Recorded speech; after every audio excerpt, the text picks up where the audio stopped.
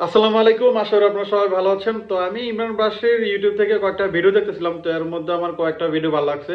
এর মধ্যে একটা ভিডিওর কিছু ভিডিও আপনাদেরকে দেখাবো। তো আপনারা দেখুন।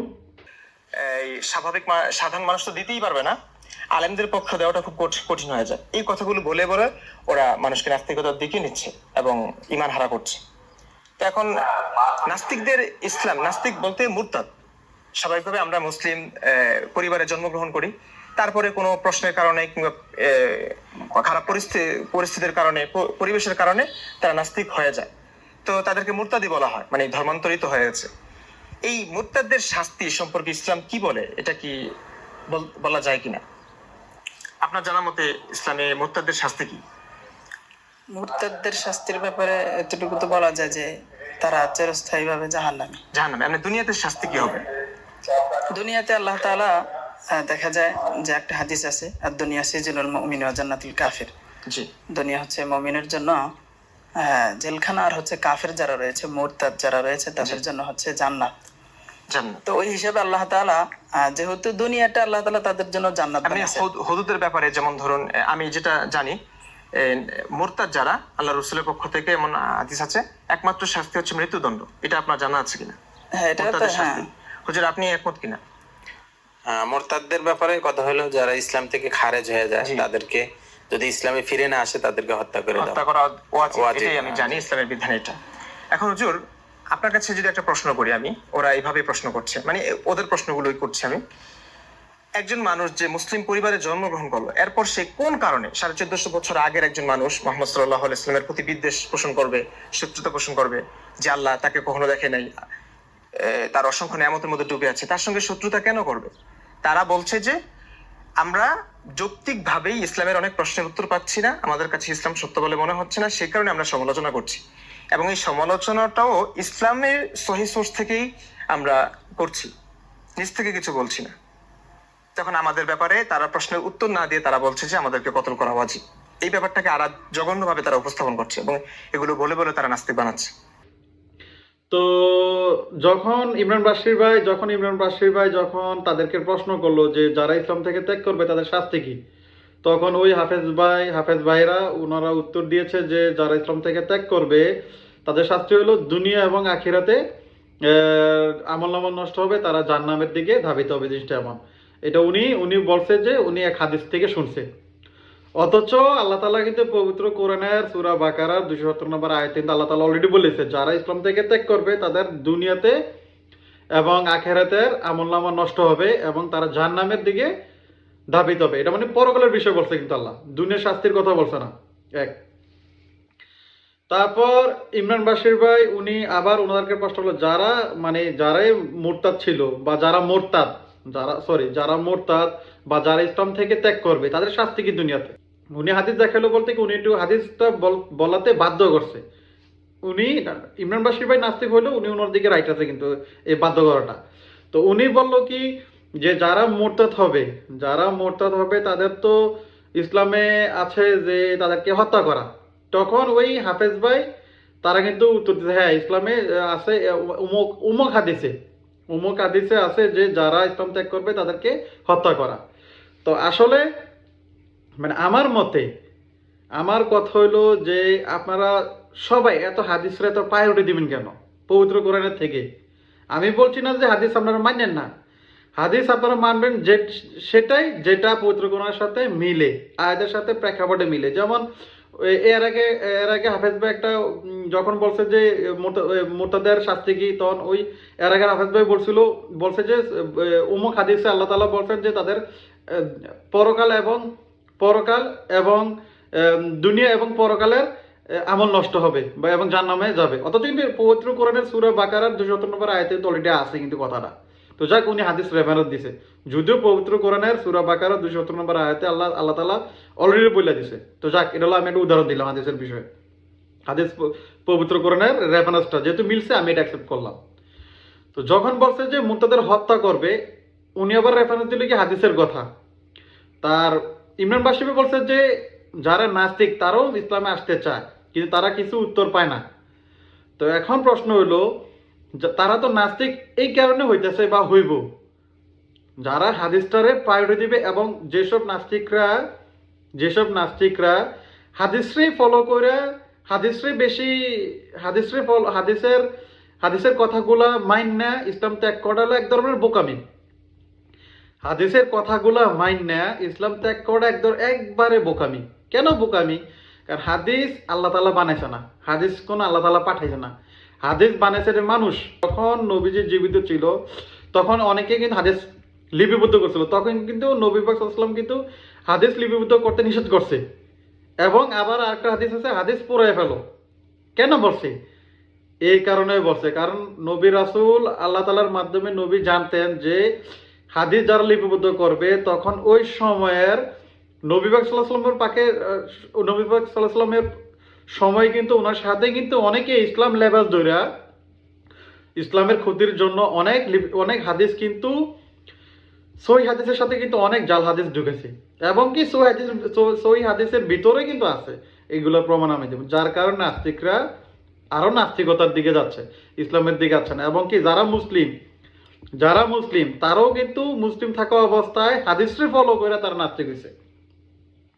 আর ভাই আমরা হাদিসটা কেন ফলো করবো না? তো হাদিসের কথা যদি কোনো সাংঘর্ষিক মনে হয় বাতিল করে দেন না, আমরা হাদিস মানেন, সমস্যা নাই। যেটা কোরআনের সাথে আগে কোরআনটা ফলো করেন, আগে কোরআন দেখেন, কোরআন আল্লাহ তাআলা কি বলছে। কোরআনে কিছু বলছে না, হাদিস বলছে, নেগেটিভ বাদ দেন হাদিস। আপনি এই কারণে ইসলাম ত্যাগ করতে পারেন না হাদিসের কথা শুনে। এখন ইমরান বাশির ভাই এবং অনেক মুসলিম তারা নাস্তিক হয়েছে এই কারণে, অনেকগুলো প্রশ্নের কারণে, হাদিসের অনেক উত্তরের কারণে। কারণ হাদিসে অনেক ঝামেলা আছে, অনেক এবং কি যারা সহিহ হাদিসগুলো ওইগুলোতে অনেক ঝামেলা আছে। আর ঝামেলা কেন করছে?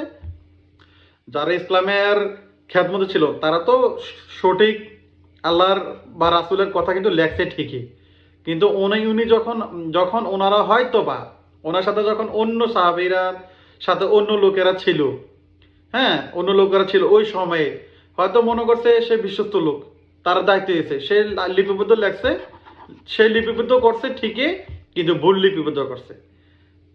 ইসলামিক সাথে ইসলাম পবিত্র কোরআন এবং হাদিসের সাথে একটা সাংঘর্ষিক বাধাইছে। কারণ ওনাদের উদ্দেশ্য, কারণ ওই ষড়যন্ত্রকারের উদ্দেশ্য ছিলই একটা সময়ে মানুষ ইসলাম থেকে ত্যাগ করব।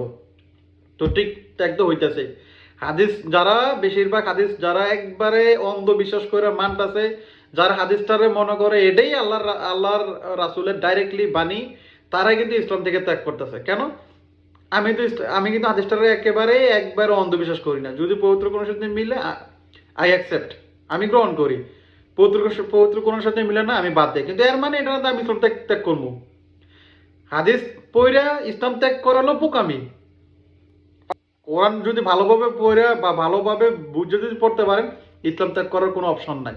কিন্তু হাদিস পড়ে কিন্তু অনেক মানুষ ইসলাম ত্যাগ করতেছে এবং নাস্তিক হইতেছে। এই যে ওনার প্রশ্ন, ইমরান বাশী এবং নাস্তিকদের প্রশ্ন, যারা মুরতাদ তাদের দুনিয়ার শাস্তি কি? অথচ আল্লাহ তাআলা বলছে সূরা বাকারার 217 নম্বর আয়াতে বলছে যে আল্লাহ তাআলা যে তোমরা যারা ইসলাম থেকে ত্যাগ করবে তাদের দুনিয়াতে এবং আখিরাতে তাদের আমল নষ্ট হবে এবং জাহান্নামে যাবে, তারা জাহান্নামে যাবে। এটা হলো মানে আল্লাহ কোরআনের আয়াত।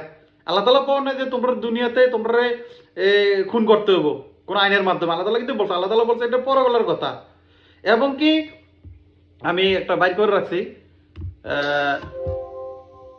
সূরা, আমি একটু বাইর করে রাখছি, দেখাইতেছি দাঁড়া।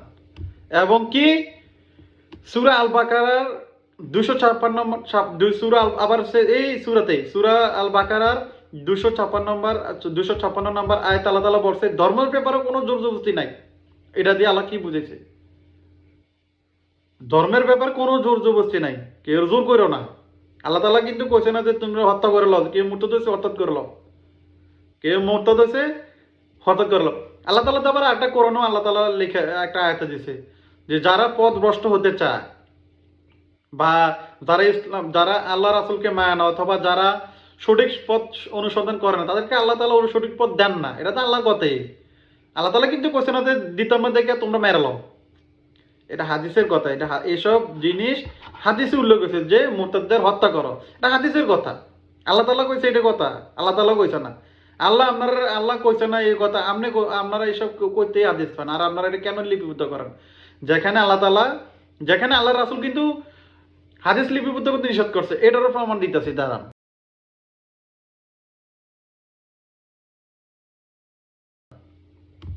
আল্লাহ রাসূল যে হাদিস লিপিবদ্ধ করতে নিষেধ করছে, কেন করছে? এটার কারণ আছে। এই কারণে, কারণ আল্লাহ রাসূল জানতেন যে আমার ভালো কথার সাথে ষড়যন্ত্রকারীরা আরো 10টা জাল হাদিস প্রকাশ করাই দিব, যার কারণে মুসলিমরা বিভ্রান্ত হবে, যার কারণে ইসলাম থেকে মানুষ ত্যাগ করবে। তো ত্যাগ তো হইতেছে যে কোনো বিষয়ে, তারা শুধু হাদিসটার বেশি পায়টা কি আরে আমার হাদিসে যদি ভুল থাকে, আমি ভুল হইলে ভুল করতে আমার সমস্যাটা কি? কি হাদিসে কি ভুল হইতে পারে না? ইমাম বুখারী সাহেব, ইমাম হানাফি, ইমাম হাম্বলি, ইমাম শাফি যারাই লেখুক, বা এটা তো আর একটা মাযহাবের কথা বলছে, ইমাম বুখারী সাহেব, হ্যাঁ, বা উনি যে লেখছে, উনি ইসলামের জন্য ওনাকে রেসপেক্ট করুন, উনি ইসলামের জন্য খেদমত করছে। তো উনি যে লেখছে, উনি তো আরেকজনের থেকে শূন্য তো লেখছে, উনি তো রাসূল থেকে শূন্য লেখছে না। ওনার লেখছে যার থেকে শুনছে বা যার থেকে সংগ্রহ করছে, এরা তো অনেক সময় ষড়যন্ত্রকারী হইতেও পারে বা ওনাদের ভুল হইতে পারে, কিন্তু যে কোনো প্রথম পক্ষ তো ষড়যন্ত্রকারী ছিলই।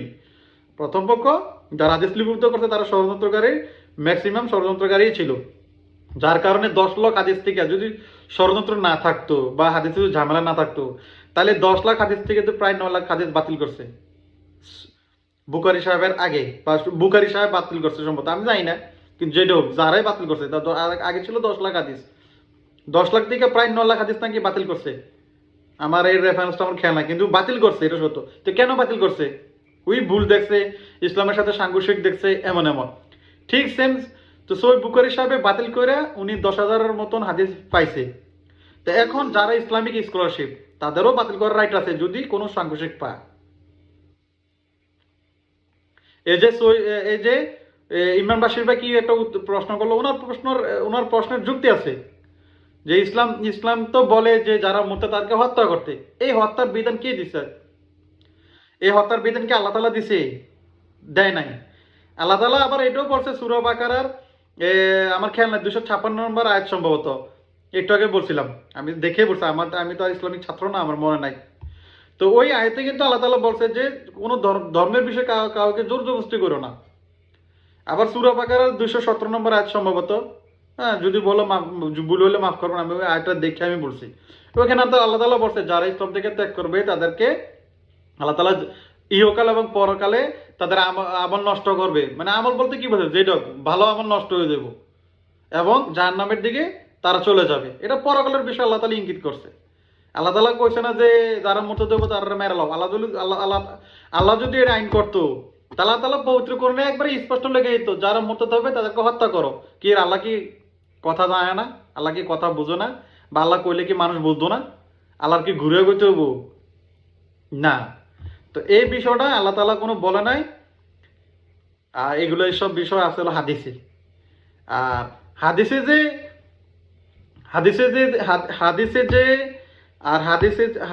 আল্লাহর রাসূল যে আবার হাদিস লিপিবদ্ধ করতে নিষেধ করছে, আল্লাহর রাসূল যে হাদিস লিপিবদ্ধ কেন নিষেধ করছে? এই কারণে করছে, কারণ আল্লাহ রাসূল জানে একটা সময় ইসলামের মধ্যে সাংঘর্ষিক হইব, ইসলাম নিয়ে বিভ্রান্ত হবে এই হাদিসের কারণে। তো এটাও হইতেছে অলরেডি, এবং কি অনেক মুসলিম এই কোরআন থেকে ইসলাম থেকে দূরে সরে যাইতেছে।